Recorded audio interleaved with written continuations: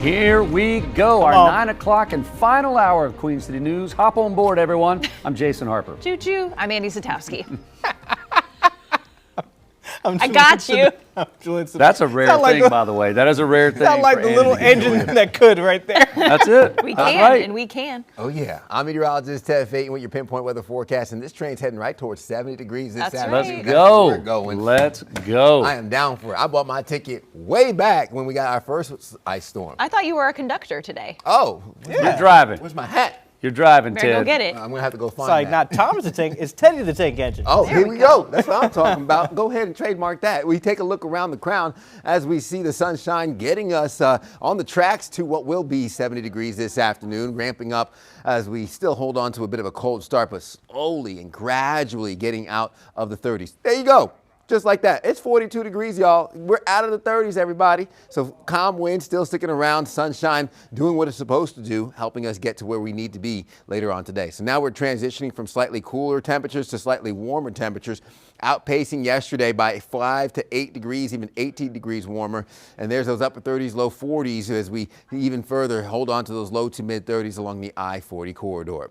I'm looking at your day planner. We go from the 40s to 50s by 11 a.m., low 60s lunchtime. Sunshine dominates all day long, upper 60s near 70 degrees for your afternoon highs. Winds out of the southwest, 5 to 10 miles per hour. That's also going to play into how we feel through the peak heating hours of the day, nice and comfortable.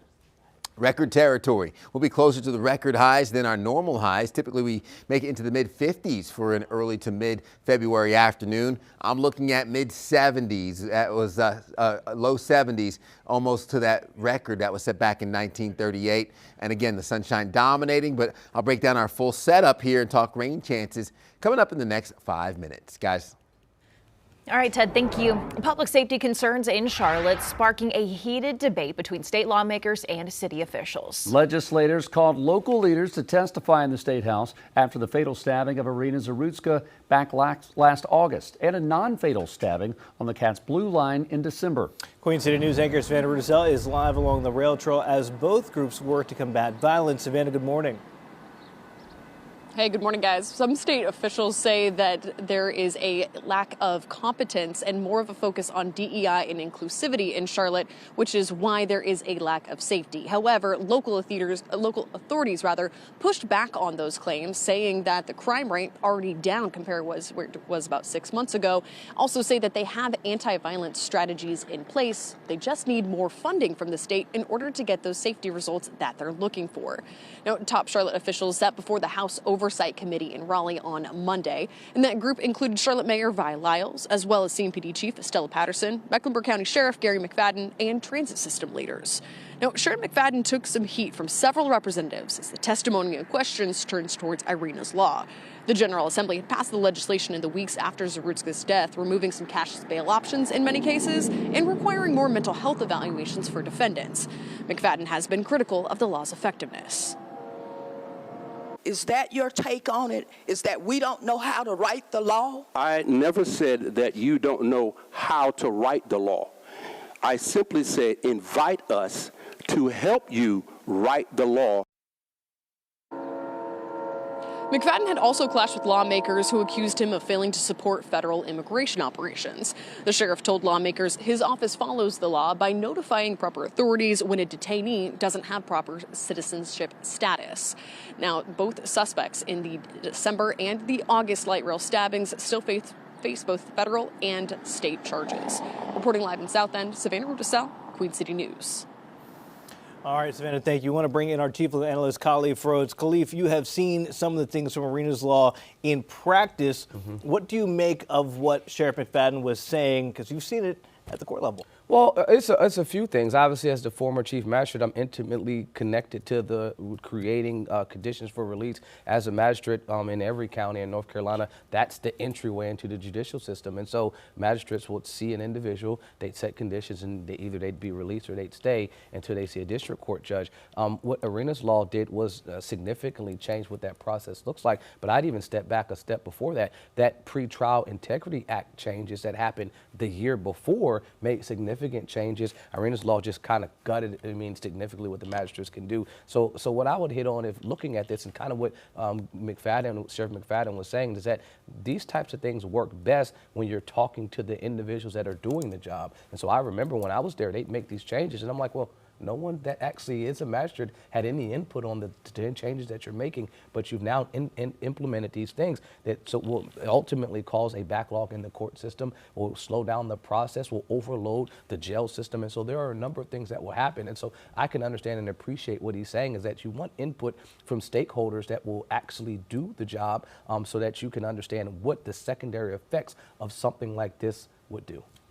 There were fingers being pointed yesterday on both sides. You had state legislators saying, hey, listen, the blood is on your hands. But then you had city and county officials going, hey, we need more help. We need more funding. We need more bodies. Right. Where's that fine line of responsibility when it comes to public safety and criminal justice between state lawmakers and city leaders? I think they all owned it. I mean, I think our contingency that went up there from our DA, Spencer Merriweather, McFadden, the mayor, our new police chief, and Marcus, our city manager, all did an excellent job trying to express to them that, yeah, we can understand and appreciate the concerns that you have, but there is a cost connected to what you're saying. But then also really hitting home on the numbers. When you talk about violent crime, yeah, people can see these large events, and my heart goes out to the family of anyone that's involved in a violent crime. But violent crime is down 11% based on the numbers that I've seen. 259 agencies report to the North Carolina incident-based reporting system, and the governor's crime commission said that crime was down over the last 4 years, 11% for violent crimes. So what does the General Assembly do in response to that? Because we have these one-off scenarios, they go and change the law and implement something for violent offenses. So within Arenas law, they got rid of written promises to appear. They removed the magistrate's ability to do a number of things, but creating this new violent offense level shifts the burden from the presumption of the DA's office having to say why you should be kept in there, to now the defendant has to prove to the court. That's the shifting of the burden to say, now, why should I be let out? That shift is going to cause a massive increase of folks sitting there that you had one offense. This list, you had two offenses. It lists for what happens when you have three offenses. That amount of detail that the General Assembly added there is going to create something that I don't think they anticipated. Are we starting to see those effects already? Because this law was passed late last year, but what are we seeing in real time? Absolutely. I mean, I'm seeing individuals that would have been released and got a new court date and been able to go to court now sitting and waiting. I'm seeing individuals that, because they're not able to overcome what's that rebuttable presumption that no condition that can be set would ensure that the public can be safe and that they will appear to court, because that's what the standard is, that now they're sitting and they're waiting. And they're waiting for an amount of time that now money connects to that. And that's why folks were talking about the dollar amount. Now you have to be able to house them. Now you have to be able to put them there. And so, yes, these are individuals that are considered under the General Assembly's new characterization of violent offenses. But I'm not sure if this is what you were anticipating, because now you have to find somewhere to keep these individuals. Khalif, real quickly, what my mind goes to is a right to a speedy trial. If these people are sitting around and there's not enough funding or the case, there's a backlog in cases, do you run that problem of people just sitting around in jail cells for a year plus for their day in court? Possibly. I mean, you do have a constitutional right. North Carolina doesn't have a speedy trial statute, but on a constitutional level, you have a constitutional right to a speedy trial. The issue is, because we follow a trial court administrator process, because our court calendar is managed by the DA's office in our trial court management system, that any type of challenge to that would be, hey, we're moving these cases that are probably 3 or 4 years in the backlog anyway. So it's not specific to your case why you're being delayed. And it's not a delay intentionally by the DA's office. It's just time. I mean, we're still trying cases from 2021. We're in 2026. Just last week, there were trials being done from 2021 and 2022. So the backlog was there before these changes. What I'm overemphasizing is that there will be a significant log within that system that would ultimately lead to some type of delay in justice. Just not a constitutional violation, just longer time. All right, Khalif Rhodes, thank you for your insight on both topics today. Coming up on 9:09 on this Tuesday morning, we're hearing We're hearing rumblings out there, Teddy, Uh-oh. that we might be in the 70s today. Oh, you heard correct. You heard correct. That's a rumor I can stand by. We have those winds out of the southwest and, of course, those warming temperatures. A few clouds will start rolling in, mixing in with that sunshine today, but we'll have those above normal temperatures stretched all through Arkansas into parts of Tennessee and even the western Carolinas, and the above normal temperatures through our northern Gulf states, as we can be almost 20 degrees above normal for this time of year. Now, cold front approaches, moisture increases late tonight into your overnight hours. We could see some of the impacts from that wet weather. As of right now, water vapor satellite imagery shows a little bit of that dry air already in place, and the moisture slowly pushes east, which will give us some of the cloud cover second half of today, and also those rain chances overnight heading into your Wednesday morning. So drought conditions continue. Severe drought, level 3 out of 5 in that orange shading. Our extreme drought in the red for eastern Georgia is going to stick around as well, and the rain chances ramp up for this weekend. Does not mean, though, we're without our rain chances overnight into your Wednesday morning, seeing a low end spot for a wet morning commute. Your weekend forecast: Valentine's Day on Saturday, mid-50s, low end rain chance before really ramping up the chance of those showers for your Sunday. We'll be in the mid-50s, near normal for the second half of the weekend, and then still holding on to those upper 50s as we approach President's Day. One last look, or another look at your forecast coming up in the next 10 minutes, but let's get you out there on the roadways for that last look. Jason. Whew, man, it's a rough look, Ted. It's been a rough morning. I feel like today's the first day that everyone is finally back behind the wheel trying to get in and through Charlotte. It has been messy this morning. As we're wrapping up at 9:10, we still have a lot of slow spots around the Queen City based on miles per hour that we're looking at here. Far west, far southeast is where we're moving the quickest, up to 45 miles an hour. Yeah, I don't see many 60s, 70s on there. Let's get to some drive times. It's been slow coming in from Gaston County all day. It's improved, though. We were double that about an hour ago. Coming down from Lake Norman, coming up from Rock Hill, 22 minutes. Not terrible. Here's a look at I-77 right near Carowinds. We had an accident there about 30 minutes ago. It's cleared, but it's just slow moving all the way up into the heart of Uptown. The further you go, we've got a new accident. This was the one right there near Carowinds. We're hearing that it's been clear, but you can still see residual delays back behind it towards Fort Mill. Further up 77, a new accident near Nations Ford Road. We got the left lane blocked. That's going to slow you down trying to get into Uptown. Here's a shot of I-85 outside our studios. Actually looking pretty good. It should be in our 9 o'clock hour, so we like that. Let's go to the other side of town. A new accident, 45 outer near Albemarle, near Harrisburg. That's got the outer lanes slowed down around the east side of the city. Here's some drive times, still slow, coming in from Albemarle and up 74 from Monroe, almost an hour to get into Uptown. Independence Boulevard's been slow, but finally it is, it's moving. That's good news, right? So just don't be distracted on this Tuesday. We will start all over again with your traffic updates tomorrow morning at 4:30. May-Kay?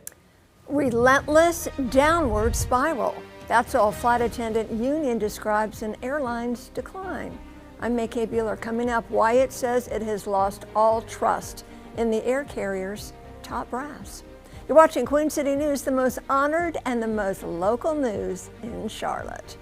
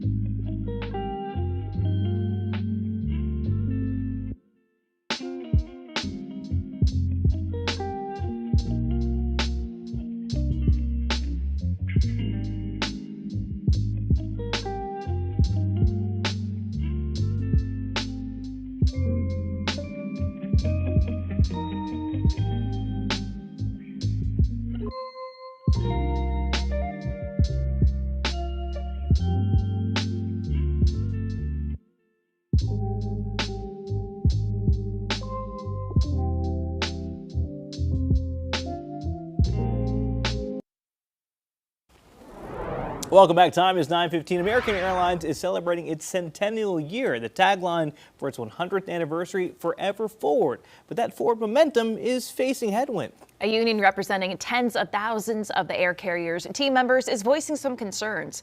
They say that American, under its current management, is a quote is in a relentless downward spiral.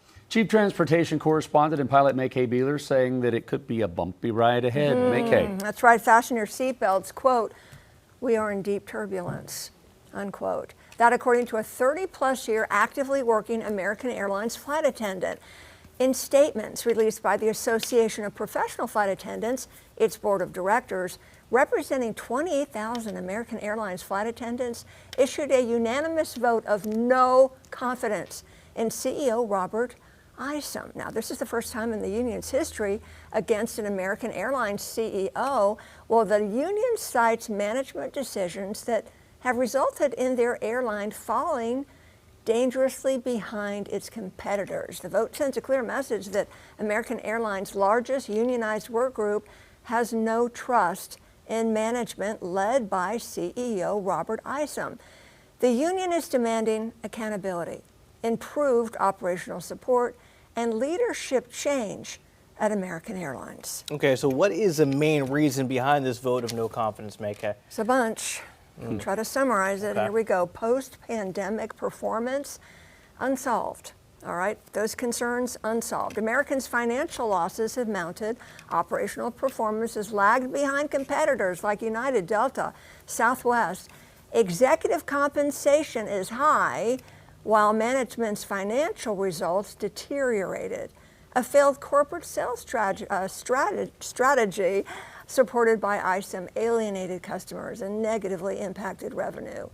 Talked about this last week. Ongoing chaotic and mismanaged operations during weather events when the recent winter storm hampered operations to the point where flight attendants were sleeping on airport floors. Isom's response to that, although he said it was unacceptable, he said it's just part of our job. The president of the union cites Isom's tone-deaf leadership shows disregard for the human element and is actively harming both American Airlines and the people who keep it running every day. So other than Isom's response on the sleeping on the floor during the winter weather, have we heard anything from him regarding the vote of no confidence? So this came out yesterday. I reached out to American right away. Haven't heard yet about his comment for this regarding the union. But previously he had said, I've been in this business for a long time and I'm incredibly excited about what lies ahead for American. The foundation we built in 2025, combined with our go-forward strategy, positions us to deliver sustainable growth and create long-term value for our customers, team members, and shareholders, end quote. All right, so what does your flight attendant source tell you about all of this? Not good. So, she's at this for decades, a professional flight attendant. She says, quote, I don't think this vote of no confidence will have any impact. When a CEO thinks a labor group under federal aviation regulations can expect to sleep on airport floors in weather disruptions. Respect and care are priceless. It seems we have neither, end quote. A quick question, Mackay. What can the union do other than strike to try to make some waves for there to actually be a change? They want respect. What can they do? I think what you just said is the answer. Is that about it? Apparently, it's a thing of being disrespected all throughout the company. And my flight attendant friend, who has to be anonymous, of course, because she's a working flight attendant, says that because she's been there for decades, the problems are not only with Isom, but started when the airline was facing bankruptcy, and then they merged with U.S. Airways. The management since then hasn't been the greatest. And lack of respect within the company. Some people they hire just are disrespectful. And that affects everybody, the customers, the folks that are working there. So I don't know what's going to happen, but boy, this guy's on the hot seat. Well, I mean, I think people are starting to show it with their money and what airline they decide to fly on with the delays and everything else. American, that's how you make it hurt with the bottom line. Mackay, Thank you.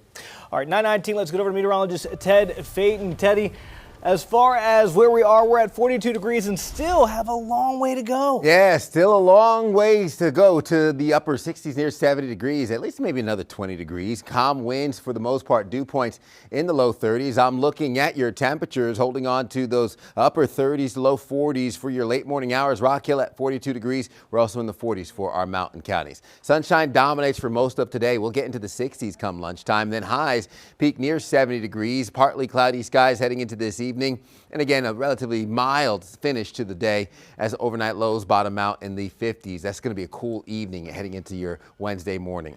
Low pressure system brings that cold front even closer to the Carolinas. Cloud cover will increase as high pressure sits off of the southeast coast. That keeps those winds coming out of the southwest. And I'm looking at the building cloud cover here for your Tuesday as we approach more in the way of what will be the impacts of the wet weather for your overnight hours. So as I look at your overnight 3 a.m., that's where the showers start around the I-40 corridor, setting up near the I-85 corridor, 485 inner and outer. Could be moderate to heavy at times, especially throughout your morning commute for the 7 a.m. hour before mostly cloudy skies linger heading into 10 a.m. Even further, Wednesday afternoon, we'll bring in some sunshine, some warm temperatures to finish off your Wednesday through midweek. Cloud cover lingers a little longer along the Tennessee border. I'm looking at a 1/10 of an inch of rain for our western facing slopes, closer to a 1/100th of an inch of rain for uptown and areas south and east. So not enough to alleviate these drought conditions. Overnight lows bottom out in the 50s, so a pretty cool evening on tap. 7-day forecast will give us more in the way of those upper 60s for Wednesday, 50s Thursday through Friday, with those mid 50s holding on through the weekend. You're watching Queen City News Now, the most honored and the most local news in Charlotte. We'll be right back.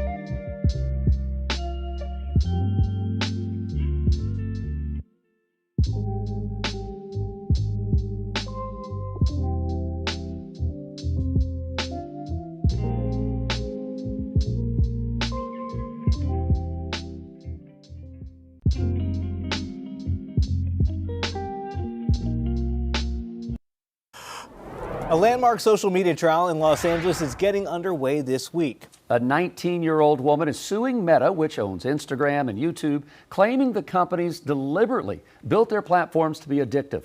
The plaintiff says she started using social media as a child and became addicted, and constant use just deepened her depression and suicidal thoughts. Top tech executives, including Mark Zuckerberg, are expected to take the stand for the first time. The case is one of many heading to trial this year over social media's impact on young users, with one teenager saying parents should determine their child's online habits. There are, I guess, fears, parents can take control of that. And, but other than that, I think also kids should know what's right from wrong. I mean, that's, what you grow up learning, Now, the trial could last several weeks. It could indicate how thousands of similar lawsuits will play out.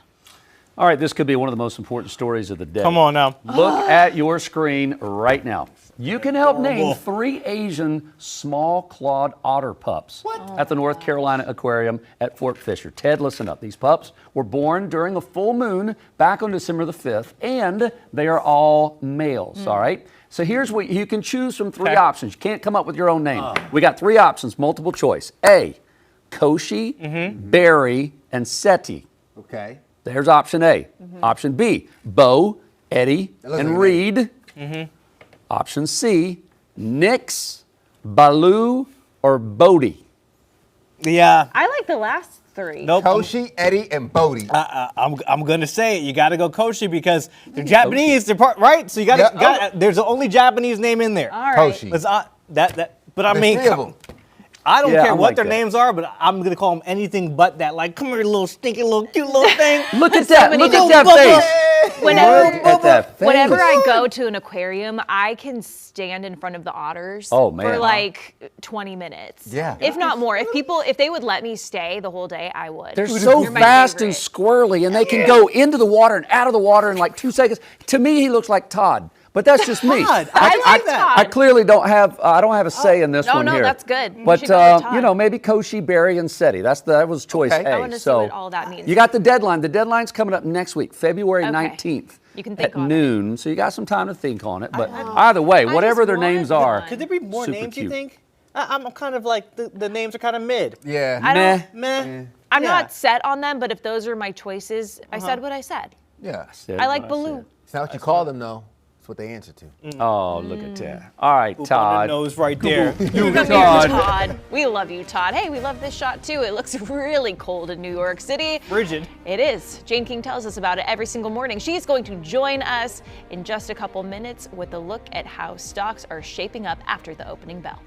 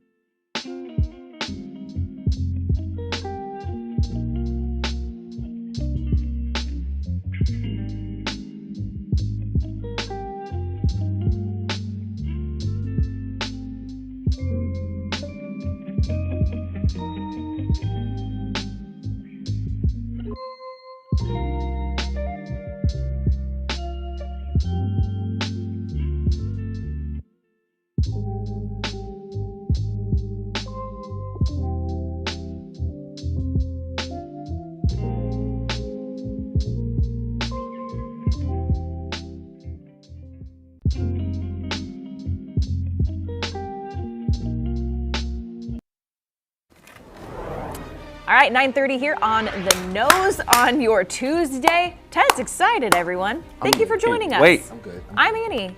I'm Annie Sadowski. I should tell you my last name, too. I'm Julian. That's how this works. Julian Sador. I'm Jason. I feel like we're at the beginning of James Bond. I'm Yeah, Harper, there you go. Jason Harper. That is Ted Phaeton. And listen, you may want to get out there and shake that thing. I'm not talking about your moneymaker. I'm just saying whatever you got out there, 70 degrees.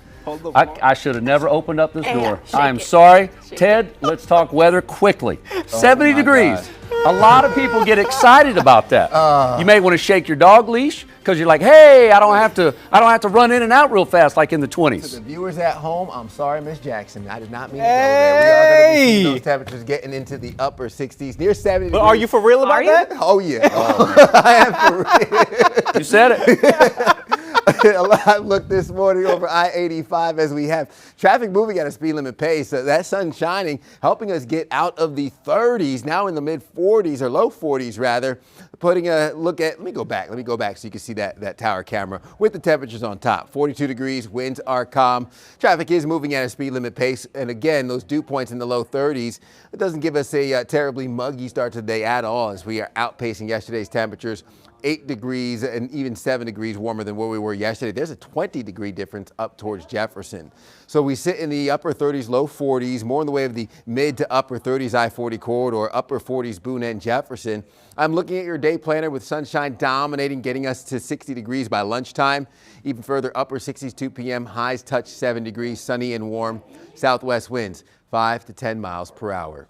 Record territory here. We land just 6 degrees shy of that record set back in 1938, well above our normal high of 56 degrees. Mild through this evening for your fire pit forecast with overnight lows bottoming out in what will be the upper 50s, so a little bit on the cool side early morning for Wednesday. This comes with some increased rain chances, but a gradual cooling trend gets us near normal through the weekend. I'll break down more of what your forecast entails heading into your overnight and early Wednesday morning with another check of your forecast coming up in the next 10 minutes. Guys.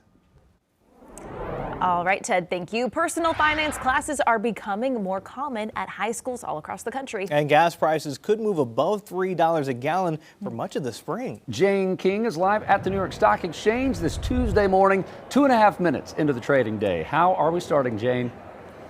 Hi, well, we've got some pretty good gains this morning, guys. So the Dow's up 200 points. So now we're kind of adding even more above 50,000. And that's despite retail sales in December. I mean, holiday season coming in flat. So that was kind of a disappointment, but stock market ignoring that and still trading higher so far this morning.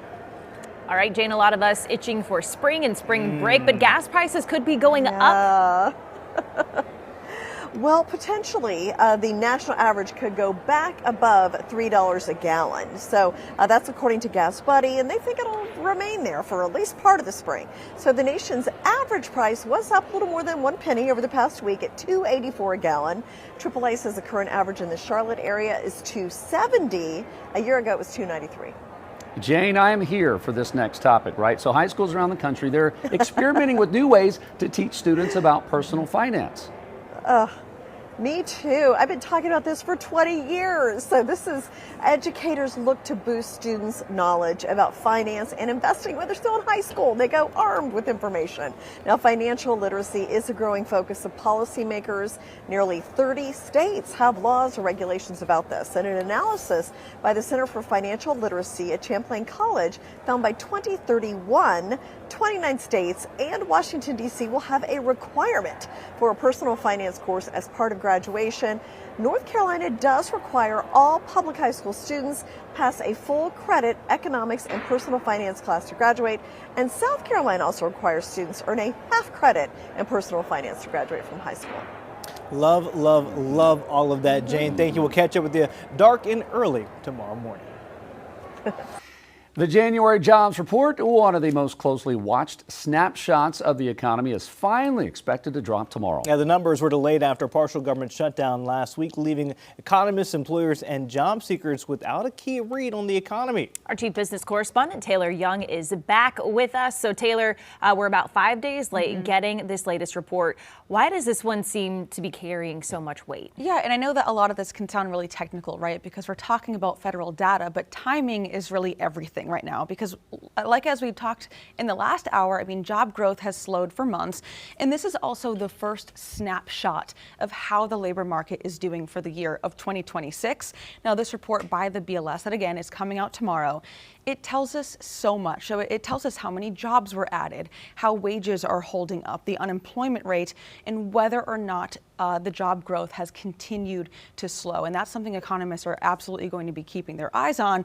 And on top of that, we're also expected to be getting the benchmark revisions for really the last 3 quarters of 2025. So not only are we kind of getting this brand new information for the year, but we're also getting a more accurate look of how the economy has been doing since March of last year. So this is a big one. Were there expectations going into this, Taylor, on what these reports would say? Yeah, and they're not great, unfortunately. So economists have been expecting job growth really to continue slowing. And to quote Mark Zandi, one of my favorite economists, he's the chief economist at Moody's Analytics, he said, quote, "This could be a pretty ugly report." And we do have some data that actually backs up his predictions. So the payroll giant ADP, it released its numbers last week, and it anticipates that only 22,000 jobs were added for last month. And I know that this is not federal government data, but this is the largest payroll company in the U.S. So their numbers do tend to be pretty accurate and align with what federal numbers end up being. Okay, Taylor, so if these predictions end up being accurate, what kind of impact can we see? So I think the biggest impact and what a lot of eyes will be on is that this could strengthen the Fed, the chances of the Fed really reducing interest rates. And I think it's important to remember that as a consumer, we might see interest rates being cut is a great thing, right? Of course, it makes borrowing a lot cheaper. It impacts the housing market. But when the Fed cuts rates, that typically means that something in the economy is gone wrong, that it's slowing. And we know over the past year, the Federal Reserve, Jerome Powell, has been hesitant to be aggressive about those interest rate cuts. They've kind of stayed. I think the highest interest rate cut we saw last year was 25 basis points. But if this report is as, quote, ugly as some economists are expecting, we could absolutely see the Fed be more aggressive with those cuts. And we have seen some outside pressure by the administration for the Fed to do that. Now, this report is coming out at 8:30 tomorrow morning. I think a lot of eyes will be on it. Economists will specifically be looking at those revisions, how many jobs were added, and the unemployment rate. Because right now the unemployment rate is sitting around the 4.6 mark, which is healthy. We just don't want to be seeing that increasing as we enter into 2026. A lot to break down there. Chief Business Correspondent Taylor Young. Taylor, thank you.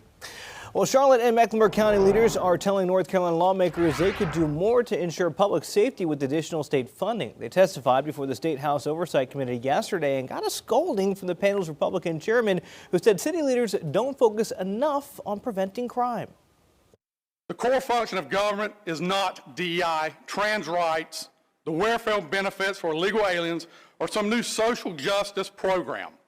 The core function is public order, safety, security. Republican leaders calling for the hearing in the wake of Irina Zarutska's murder last August on the Blue Line. The man accused of stabbing her to death had a history of violent crimes and mental health issues. Lawmakers say the toughest questions, however, for Sheriff Gary McFadden, who has argued the tough on crime law named after Zarutska does little to help his office or his deputies. Is that your take on it? Is that we don't know how to write the law? I never said that you don't know how to write the law. I simply said invite us to help you write the law. Lawmakers also questioned McFadden about his office and jail operations, as well as his stance on federal immigration efforts. Other leaders were also in the spotlight at that hearing. They say that they need more state assistance to carry out public safety plans. Queen City News reporter David Schumann details the top priorities from the Charlotte-Mecklenburg police chief. Charlotte-Mecklenburg Police Chief Estella Patterson was in Raleigh Monday to answer questions, but she had a request of her own for legislators. We absolutely have to fill our vacancies. That is a top priority of mine. I would ask this body to help us to be able to ensure that our officers have competitive pay, that what we offer them is the best in the nation. Even as crime has fallen in Charlotte, 21% for violent crime, 9% overall, Patterson recognizes the perception hasn't kept pace. The deadly stabbing of Irina Zarutska on a city train last year led to the passage of new tough-on-crime legislation and this hearing. Patterson says technology and data advances will keep driving crime down. Making sure that we are on top of crime before it even happens, identifying those hot spots, identifying those trends. The city also contracts with grassroots violence interrupter groups. This is a street outreach team that reaches out to high-risk individuals and that prevents crime before it happens. So yes, we do have those programs in our corridors of opportunity. City Council member Dimple Ajmaris says the council has continually increased CMPD's budget, but she echoed the chief. They'll need more help from Raleigh. When a city grows this quickly, we have to keep up with funding. In Charlotte, David Schumann, Queen City News. It is 9:40. Coming up for us, an ice-cold sport that becomes red hot when the Olympics come to town. Why the Queen City is a curling hub in faces of the Carolinas. You're watching Queen City News. Oh, things are going from ice-cold to warm-hot today, near the 70s. We'll be right back.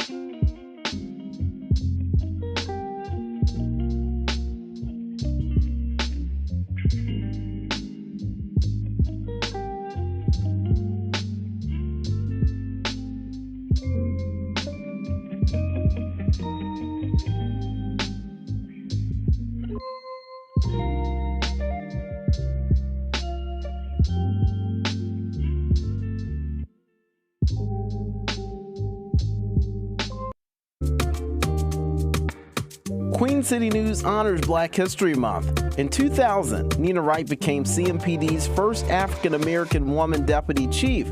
She retired from the department in 2007.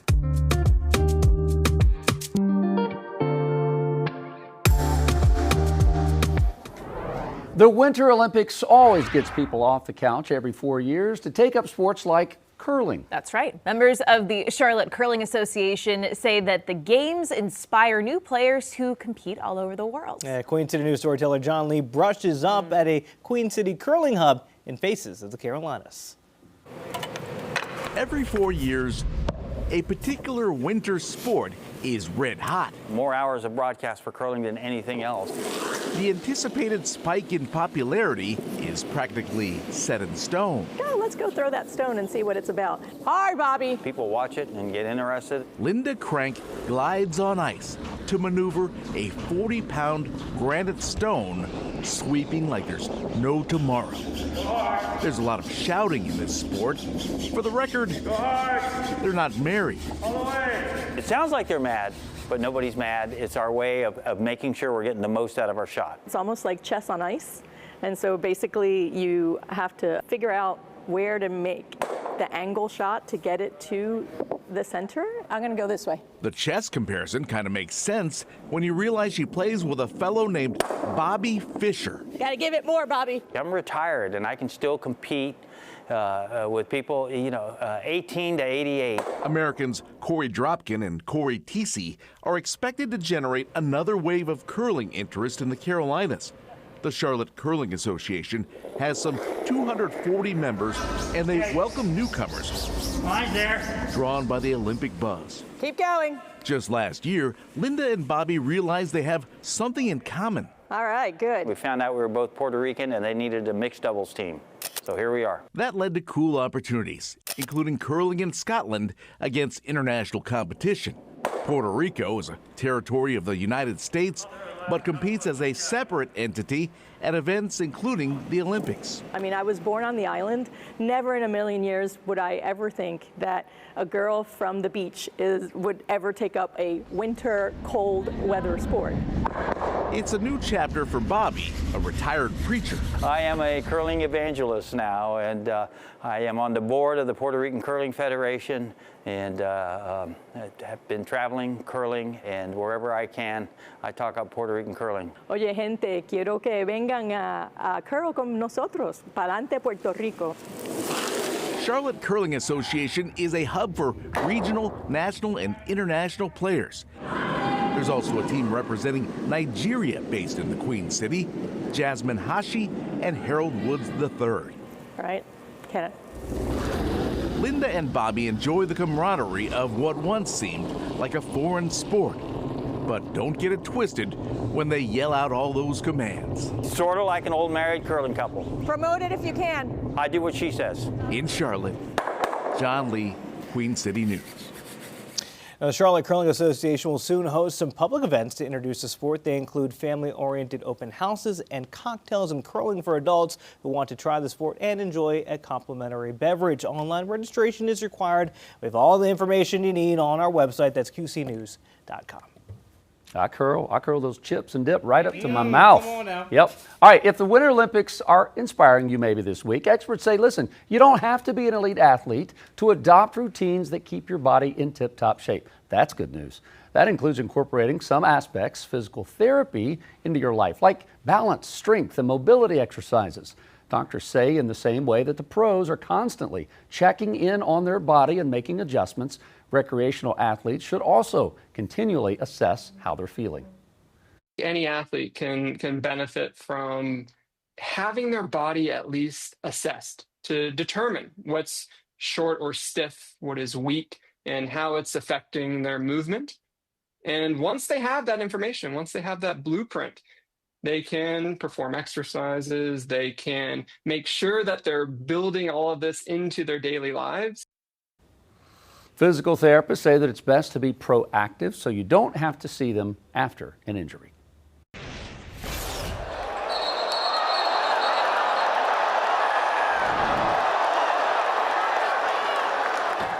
What's the line? I got Jack Johnson and Tom O'Leary right here for you, pal. I think it's Anchorman. All right, haymakers at the Hive. His temper is flared in a high-profile NBA matchup last night. The Red-Hot Hornets taking on the top team in the East, the Detroit Pistons. 4 players were ejected in the third quarter after a fight between Moussa Diabate and Pistons center Jalen Duren.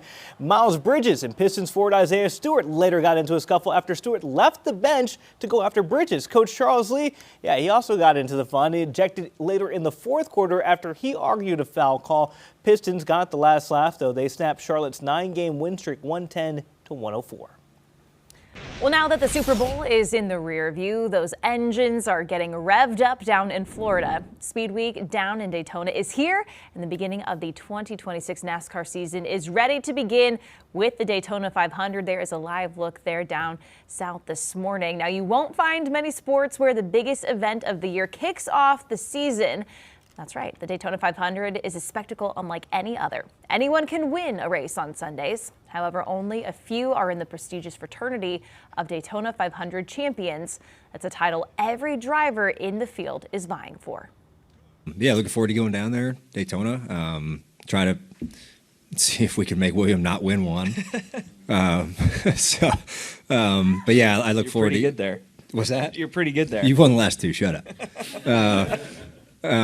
Yeah, but I look forward to getting back with my guys and getting the year rolling and seeing how the week goes in Daytona. Yeah, no, it's fun. It's a long week down there, so just excited to mean, it kind of feels like a little summer or spring break when you go down there. So it's fun. And then, yeah, I just get ready. You know, it's so long from now, but excited to kind of do all the procedural stuff and, you know, go pretty fast again. I think they go pretty fast. They All right, do. so here's what you need to know before you go when it comes to Daytona Speed Week. All right, everything really kicks off tomorrow when we have Media Day for the drivers who will walk the red carpet. Once that carpet ends, they'll go right into their cars for qualifying. Thursday, we'll have the duels, which will lock in the final spots in the Daytona 500 field. Friday, the O'Reilly Series cars get their chance and they start to practice before the truck race. Saturday, it's the final practice for Cup cars, followed by qualifying and the first race of the O Series. Sunday, it's the big one. The Daytona 500 starts at 2:30 p.m. I can't help think but like Daytona Beach vibes, Come on. warmer weather. Yeah. I mean, if you can't get to Daytona later this week, maybe today. I mean, I'm trying to compare our weather with Daytona. I don't know, Ted. Yeah, I mean, listen, we'll get our taste of what it would be like in Florida for a winter afternoon. But we are only going to be in the upper 60s, near 70 degrees. You have to get to the 80s to really get that Daytona feel. But winds are calm this morning, and we'll take anything we can get that gets us closer to it. Traffic moving at a speed limit pace right now on Independence Boulevard. Mostly sunny skies for the most part. There's those mid-40s now, getting above the low 40s, and those 50s on tap. Boone already, and we'll aim for those 60s as early as lunchtime. So we'll get into the low to mid 60s, mostly sunny skies second half of today. Cloud cover starts to roll in. That's going to give us a little bit of a transition tonight into your Wednesday morning. So looking at your forecast, high pressure off the southeast coast keeps those winds coming out of the southwest. We'll usher in more of that cloud cover heading into the second half of today, as I'm expecting us to get more in the way of the cloudy skies and the rain chances overnight heading into your Wednesday morning. So warm and sunny for your Tuesday. Overnight rain chances increase with that cold front dipping south. So around 3 a.m. is where I expect the showers to stretch from the I-40 corridor. Heading into uptown by 7 a.m., some lingering roadways and some showers, light to moderate rain sticking around for your morning commute. We'll go cloudy for 10 a.m. before sunshine dominates through your Wednesday afternoon. Those clear skies gives us another cold evening Wednesday night into Thursday, where we could see some of the cloud cover linger along the Tennessee border. How much rain do we get from this? Maybe 1/10 of an inch for our western facing slopes, closer to 1/100 of an inch for Charlotte and areas south and east. I'm looking at your overnight lows bottoming out in the low 50s, upper 30s, low 40s for your mountain counties, with that 7-day forecast hosting more in the way of those 50s Thursday into Friday, near normal, with rain chances ramping up through the weekend heading into your President's Day. You're watching Queen City News Now, the most honored and the most local news in Charlotte. We'll be right back.